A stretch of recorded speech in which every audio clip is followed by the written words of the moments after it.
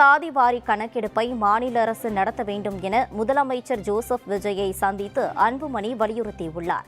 தமிழ்நாட்டில் 69 விழுக்காடு இடஒதுக்கீட்டை பாதுகாக்கவும் ஒட்டுமொத்த பிரிவினரின் மேம்பாட்டுக்காகவும் தமிழ்நாடு அரசே சாதிவாரி கணக்கெடுப்பை உடனடியாக நடத்த வேண்டும் என பாமக தலைவர் அன்புமணி ராமதாஸ் வலியுறுத்தி வருகிறார்.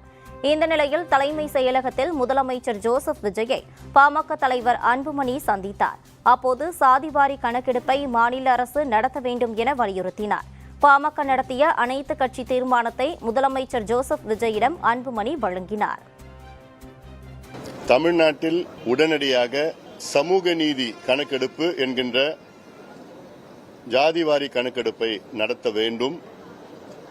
இதனுடைய அறிவிப்பு வருகின்ற சட்டமன்ற கூட்டத்தொடரில் ஆளுநர் உரையில் அறிவிக்க வேண்டும் என கோரிக்கையோடு அவரை சந்தித்தோம்.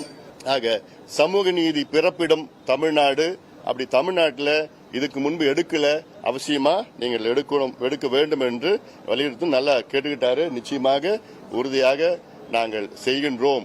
ரொம்ப பாசிட்டிவா இருந்தார். ஏன்னா எங்க தேர்தல் அறிக்கையிலையும் நாங்கள் சொல்லியிருக்கிறோம், தமிழ்நாடு மக்களுக்கு நாங்கள் செய்வோம் என்று அந்த நல்ல செய்தியை சொல்லியிருக்கிறாரு.